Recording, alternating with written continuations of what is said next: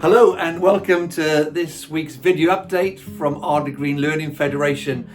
We're filming this week from the foyer of the junior school, and I think it's been a mistake because the door keeps on going, the bell keeps on going. We're going to try for the very last time. Great to see so many of you at our coffee mornings. Hope you found it informative. An overwhelming response, and for those of you who weren't there, we issued our passports as usual. We explained that the boarding passes, which go alongside it normally to explain some of the wider activities in school, are not yet ready because we're still planning visits and visitors. So you will get that boarding pass within the next week. And if you've not got the pupil passport designed to give you an overview of what's happening in your child's class, then please go to your class teacher and they'll send you one. They are available on the school website. Really pleased to inform you the clubs now have recommenced. Again, an overwhelming response, and apologies in advance if your child wasn't able to get a place this half term. If they haven't, we'll do our very best to make sure a club is available after half term. And already we're trying to expand our offer to get as many people involved in clubs.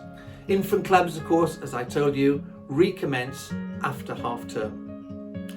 Well, at the coffee morning, I told the people who joined us about a conversation I had with one of my colleagues in America. In America, there's a lady called Dr. Laura Riffle, and she's known as the behaviour doctor, and I've had the privilege of working with her over the years. And Laura is a prolific writer, writes many books to help us in education.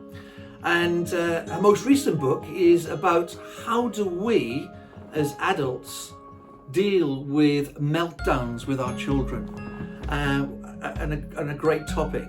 But what she said, she'd written the book, but she wanted a title, and I watched with interest what some of my colleagues across the globe were actually giving to Laura's titles, lots of lovely ones. And actually the title that she came out with in the end was Flipping the Script on Childhood Meltdowns. Well, I did offer a suggestion, a title of the book, and it wasn't used as the title, but I think Laura was actually quite taken with it, because what I suggested is that at this particular time, with what we have been through as adults and children, every child needs a coach. Yeah, you're probably having the same response as Laura when she read my email. But what I was saying about Laura's book is nobody knows what causes meltdowns in children. And actually the majority of people, unless you're Welsh of course, don't really know what the meaning of cwtch is. But to end this broadcast this week, just let me read to you what I sent to Laura. She didn't use the title, but actually, really honest, she used it as the foreword in her book. So in the front of her book, Flipping the Script on Childhood Meltdowns. I'm sure you don't get any childhood meltdowns in your house.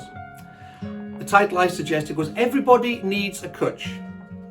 Cwtch, pronounced cwtch to rhyme with butch, is the Welsh word for a cuddle or a hug, but it's much more than that.